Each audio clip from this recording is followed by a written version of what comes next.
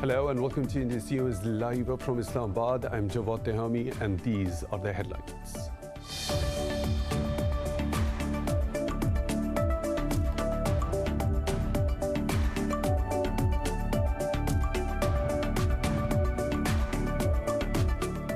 The UN has urged Israel to call off any forced evictions in occupied East Jerusalem, warning its actions could amount to war crimes.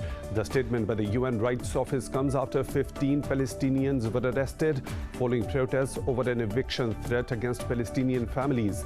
European powers have already warned that continued Israeli settlement expansion will damage prospects for a viable Palestinian state.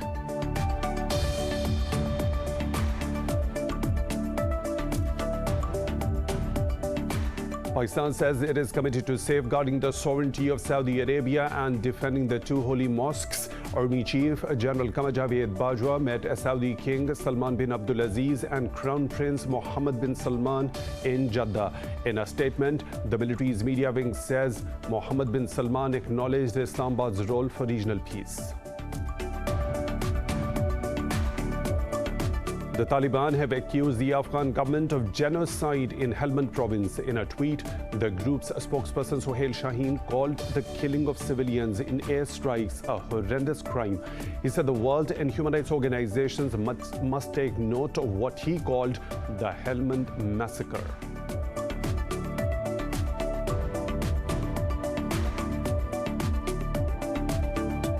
India has reported the world's highest COVID-19 cases again, as 414,000 people tested positive overnight. The country also recorded 3,915 deaths in the past 24 hours. Here in Pakistan, the virus has claimed 140 lives and infected nearly 4,300 people overnight. Globally, there are more than 3.2 million fatalities and over 155 million cases so far.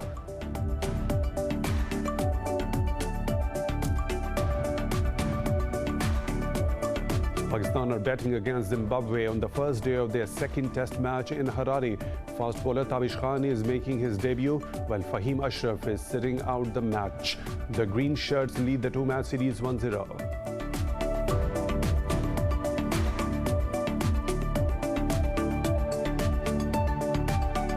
Those were the headlines and detailed stories right after a short break. Stay tuned.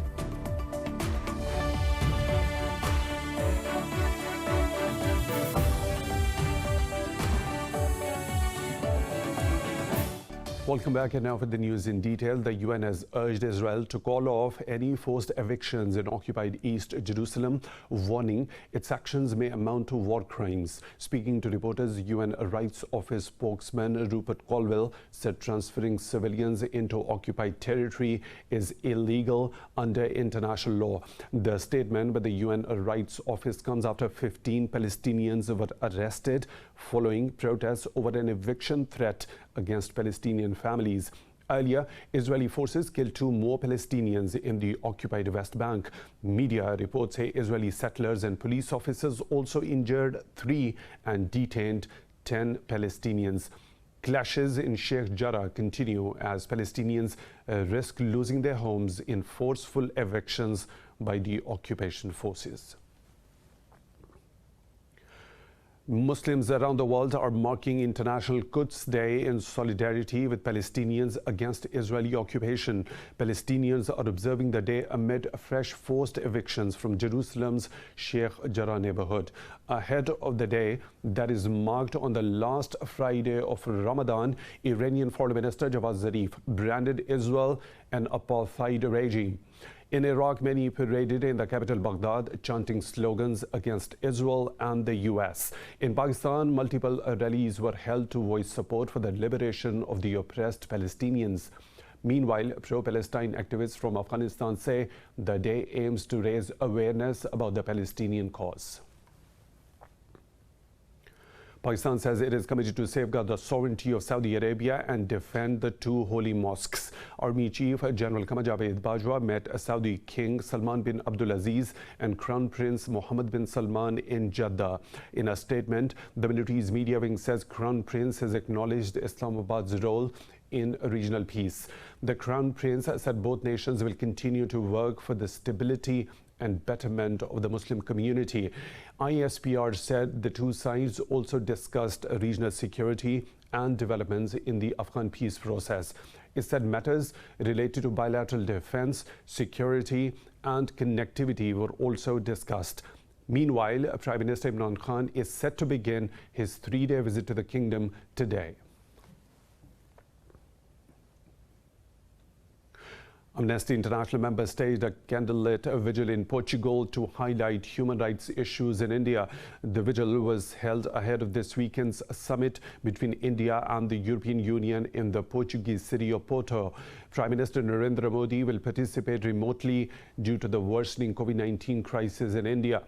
Amnesty officials called on the European leaders to urge Modi to respect human rights. They said critics of the Indian government from every walk of life are being suppressed.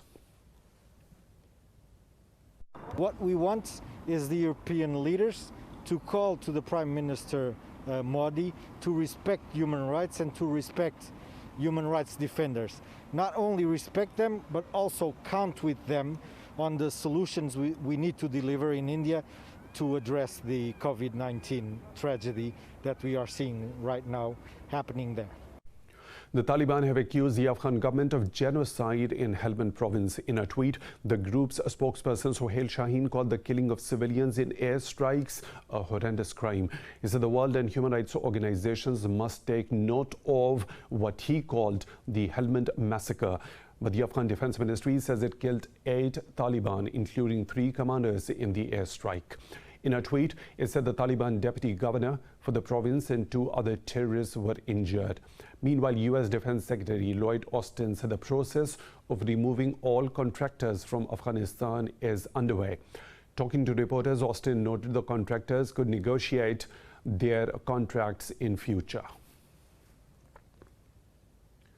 Iran has noted progress in the ongoing talks to revive the 2015 nuclear deal in Vienna. In a press briefing, the head of the presidential office said the complete lifting of sanctions is not out of reach.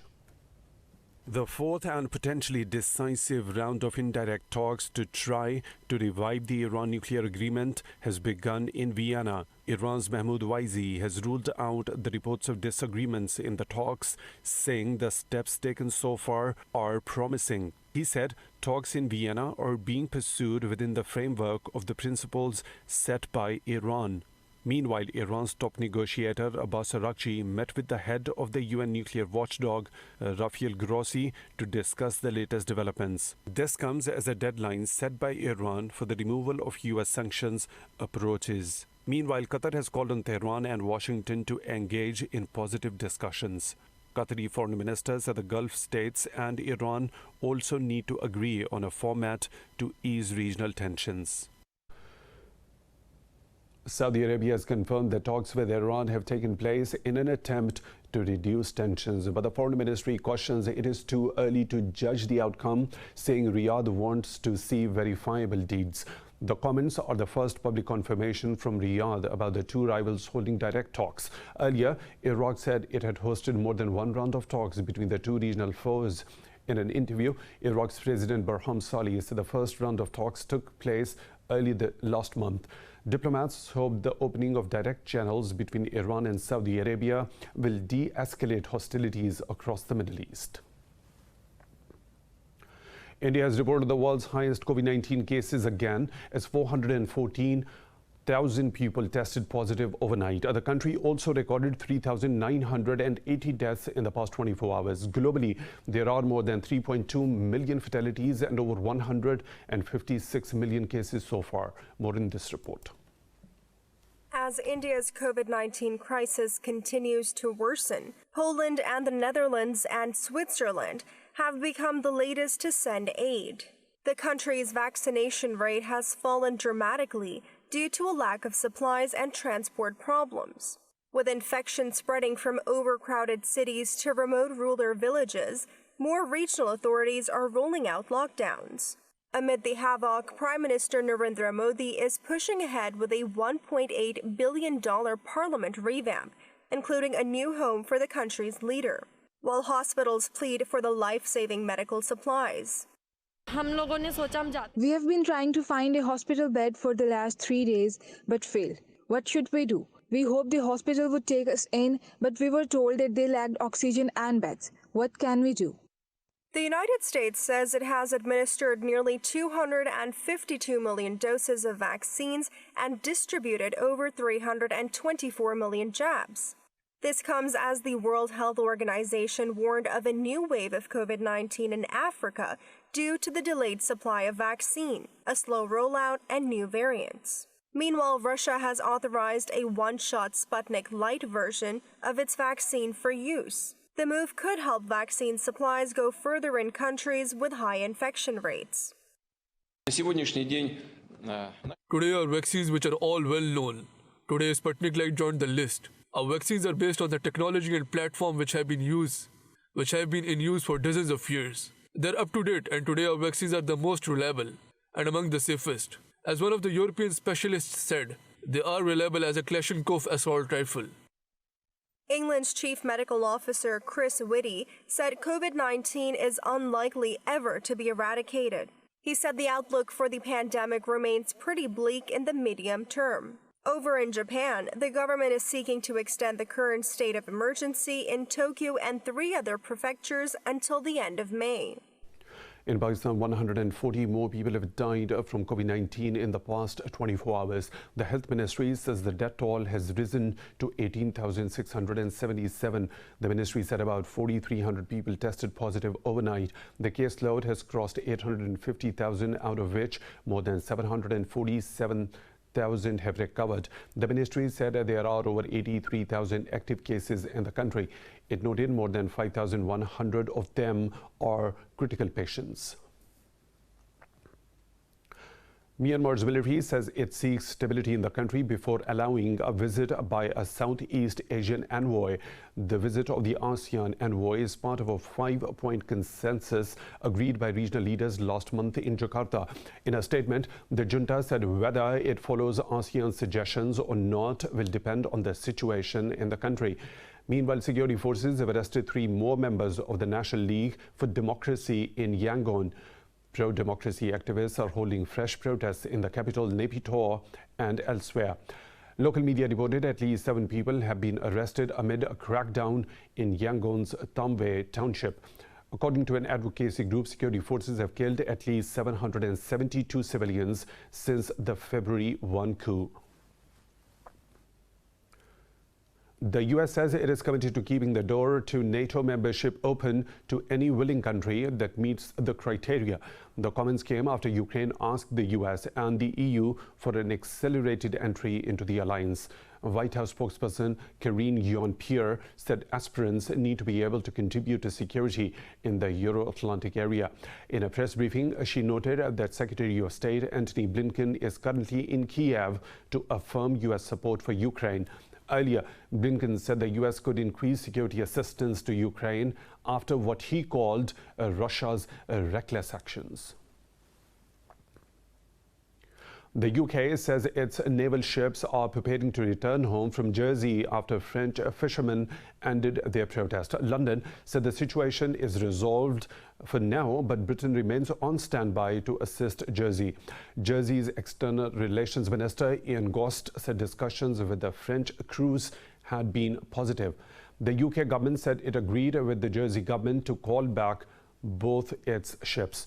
UK's Prime Minister Boris Johnson said he was pleased the situation in Jersey has been resolved. He said the UK will always stand resolutely by the people of Jersey. French fishermen say their rights are unfairly restricted by licenses issued under the Channel Islands new system. In Brazil, at least 25 people, including a policeman, have been killed in a shootout in Rio de Janeiro. The incident took place during a police operation against drug traffickers. Police said the gang also robbed trucks of cargo and held up commuter trains to steal from passengers.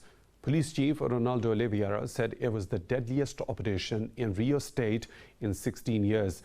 Authorities said they have arrested at least 10 suspects. Police displayed an arsenal of seized weapons at a news conference, including 6 assault rifles and 15 handguns. Protests in Colombia marked the 9th day with groups of demonstrators in the cities including Bogota and Medellin. Marches around the country have been marred by violence in which 24 people have been killed.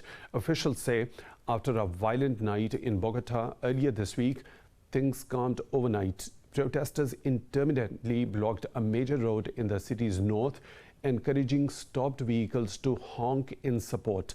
Industry groups warned of gasoline shortages across the country following roadblocks. More stories to follow right after a short break. Stay tuned.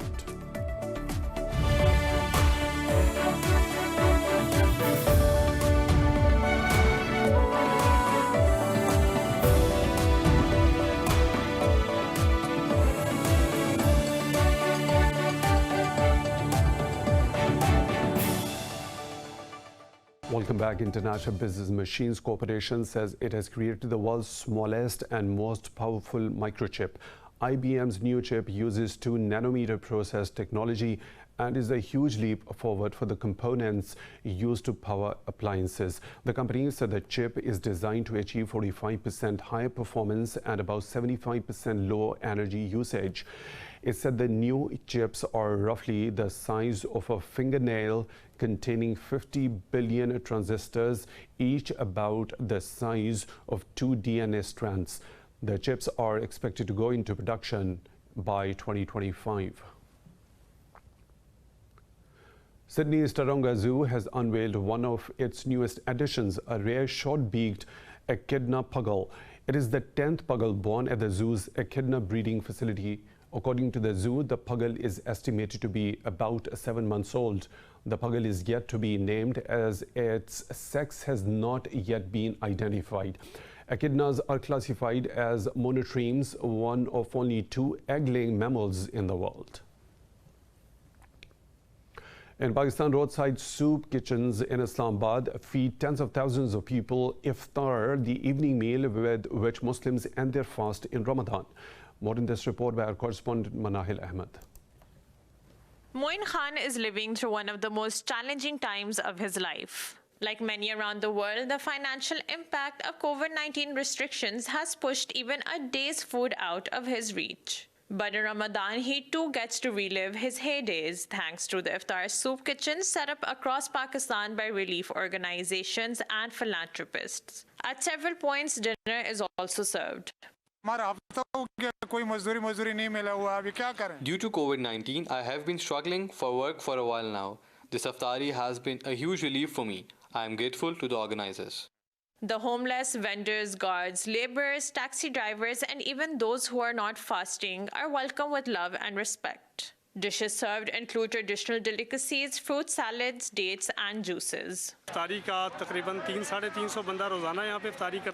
We all come together and cater to 300 to 400 people every day. I believe this is the true essence of Ramadan and Islam. This is what our religion and Prophet, peace be upon him, has taught us. Roadside iftars are one of the most heartwarming scenes to witness during the month of Ramadan. A sense of belonging and unity can be felt as hundreds gather and break fast together. Manahil Ahmed, Indus News, Islamabad. Sotheby's is holding a jewel-studded sale next week. An Italian tiara and Kashmir sapphire will feature at the auction in Geneva. More in this report. A tiara was passed down through generations of Italy's royal family will be among the highlights at the Sotheby's auction in Geneva next week. Dating to the second half of the 19th century, the tiara was a wedding gift to Maria Vittoria del Pozzo. Upon her marriage in 1867 to Armando I of Savoy, later King of Spain, the tiara features graduated scroll motifs set with diamonds and natural pearls, and is on sale with an estimated price of $1 million to $1.5 million. Absolutely. So the tiara is set with 11 natural pearls, like drop-shaped natural pearls, the largest one being 20 millimeters length, so quite important by its size. And it's quite rare also to have a collection of natural pearls set in the same jewel. The May 11th sale also includes a 1930s sapphire and diamond brooch featuring the largest cashmere sapphire ever to appear at auction. At a 55.19 carat oval gem, alongside a cashmere sapphire weighing 25.97 carats. It is estimated to fetch $2 million to $3 million. And They were discovered at the end of the 19th century, and the mines were only exploited during a very short time, over 20 years.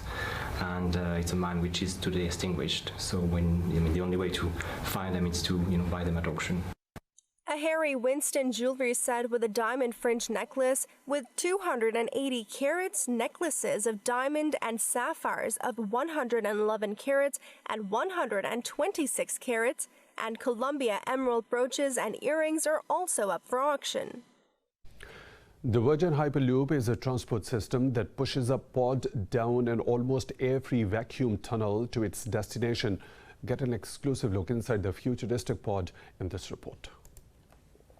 In the desert just north of Las Vegas, a long white metal tube sits at the base of the mountains. It is the hub of operations for Virgin Hyperloop, a magnetic levitation form of transport. The 28-passenger pod will differ from the prototype at the Las Vegas site not only in its size, but it will use a magnetic push from the top rather than from underneath the pod. Where we're going from a 2-passenger pod to ultimately the 28-passenger pod, and show that connection from our first prototype all the way to the commercial system that we're building today. Virgin believes the Hyperloop will be the first form of transport in 100 years to revolutionize travel. You'll start to see, I'll say, a number of projects in like 2027 and 2028 and 29, and then commercial operations in that time frame for multiple amounts of people or mass amounts of people. So I would it's like the decade of Hyperloop, right? The Hyperloop will be displayed to the public at the Smithsonian Historic Arts and Industries Museum's Futures exhibition in Washington, D.C.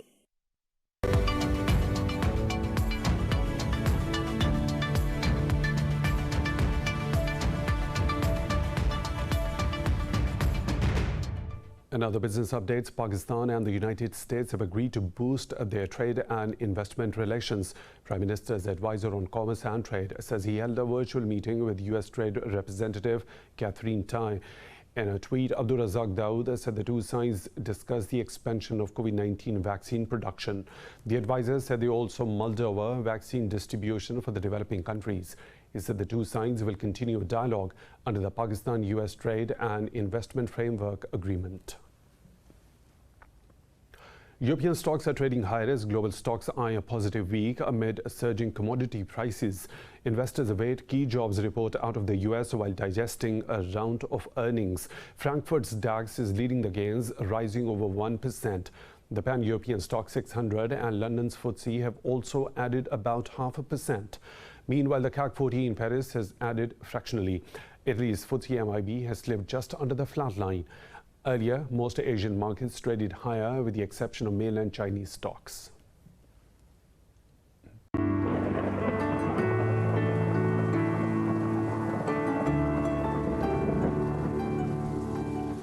Another weather situation from around the globe.